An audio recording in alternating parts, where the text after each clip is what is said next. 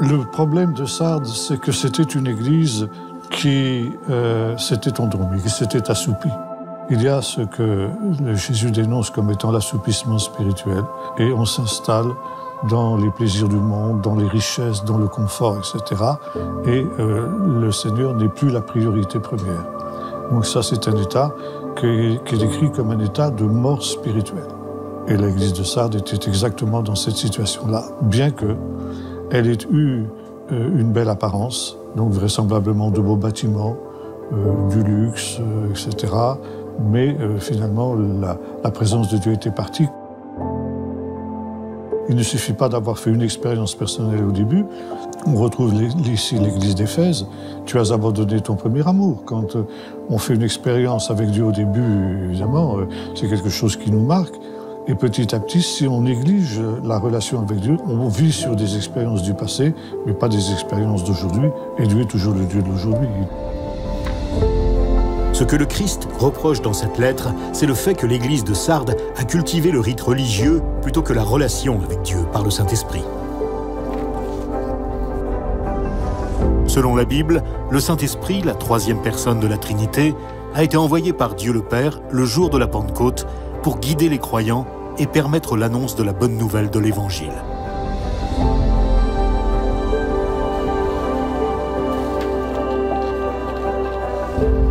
L'Église est morte dès le moment où l'Esprit de Dieu se retire. Et une Église morte est une Église qui, à cause de l'absence de l'Esprit, eh bien, est déjà coupée de Dieu. Même si elle continue à chanter, même si elle continue dans les rites, même si elle continue à fonctionner comme un bon organisme bien huilé. Mais elle est morte dans l'absolu.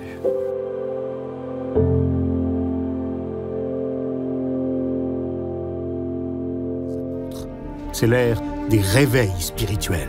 Le réveil, ce n'est pas un mot qu'on trouve dans la Bible. C'est un mot qui a été forgé par les courants évangéliques qui sont nés à partir, disons, de la fin du XVIIIe, XIXe et XXe. C'est un retour à l'essentiel de la Bible. Et le réveil est basé sur, justement, la notion de repentance.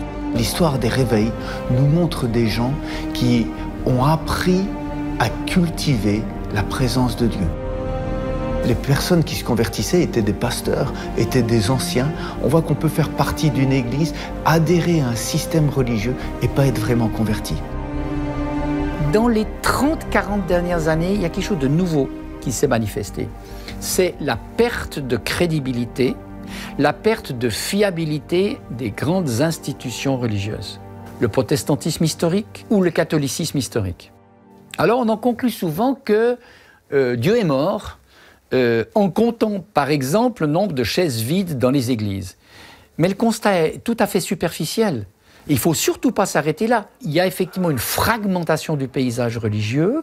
Moi je dirais que c'est une mutation, ce n'est pas un effondrement de la religion. Et donc je dirais le champ maintenant est vraiment très très libre. Il est ouvert, on est là dans un grand bouleversement, oui.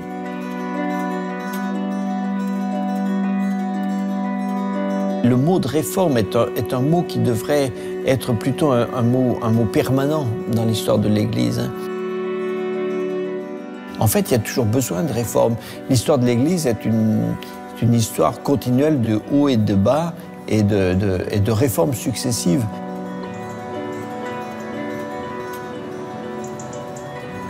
La lettre aux chrétiens de Sardes était peut-être sévère, mais elle rappelle à chaque génération de croyants que Jésus n'enterre pas les églises mortes. Il les réveille par la puissance de son Esprit Saint. Et donc on est toujours un peu dans ce mouvement de balancier, et à chaque génération, il va y avoir des hommes et des femmes brûlés à l'Esprit de Dieu qui seront capables de voir au-delà de la mode du moment le mystère de Dieu, et qui vont pouvoir lever le voile pour leurs frères et sœurs chrétiens et dire non, ça va pas.